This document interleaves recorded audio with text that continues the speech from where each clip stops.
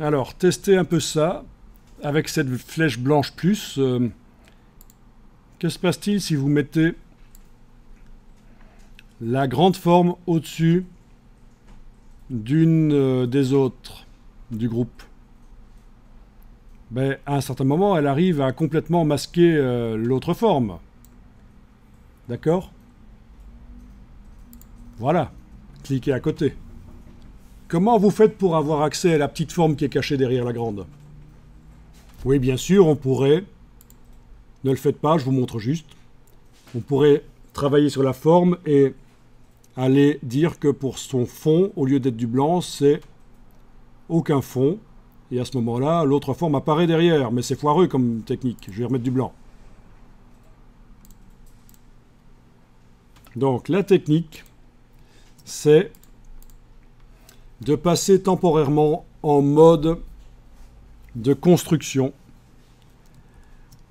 sans les couleurs. Et pour comprendre ça, on va mettre des couleurs sur nos formes, là, sur nos deux formes.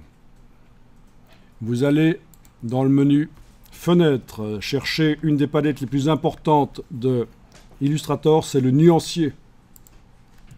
C'est par ordre alphabétique dans le menu Fenêtre. Menu Fenêtre, nuancier. Vous avez sélectionné cette forme-là, la grande, avec la flèche blanche plus.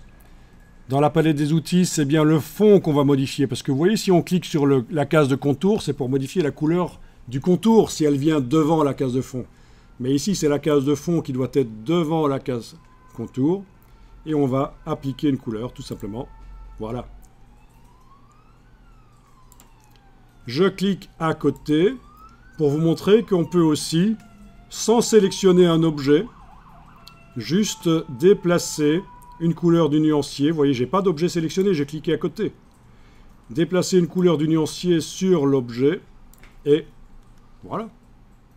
Donc, plusieurs méthodes. Première méthode que je vous ai montrée, c'est sélectionner l'objet, s'assurer que la case de fond est à l'avant-plan et aller choisir la couleur qu'on veut mettre. Vous voyez, il y a même des dégradés.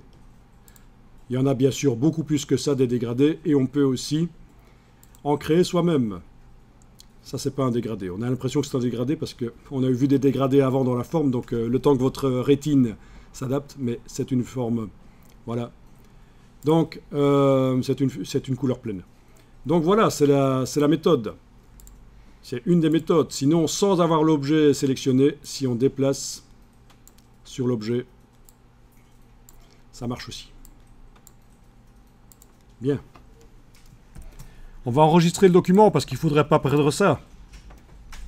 Fichier enregistré sous, vous enregistrez sous numéro 4.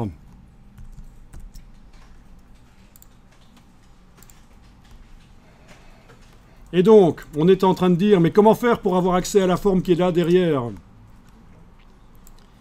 Faites CTRL, donc vous enfoncez la touche CTRL, vous la gardez enfoncée et vous enfoncez brièvement la touche Y. Et voilà, toutes les couleurs disparaissent. Vous êtes avec le mode de visualisation Wireframe. C'est en fait ici que ça se passe. Menu affichage. Si vous choisissez aperçu, vous avez les couleurs qui reviennent.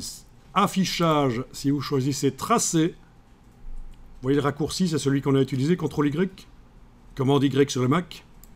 Mais vous voyez les formes sans leur couleur. Et là, c'est facile d'aller sélectionner celle-là, pas en cliquant sur son fond, parce qu'il n'y a pas de fond là, sur son bord, avec la flèche blanche plus, et vous pouvez le bouger, le faire sortir entièrement ou partiellement de derrière l'autre forme. À vous de voir. Donc, CTRL Y, voilà. Très utile, évidemment, cet affichage temporaire en wireframe.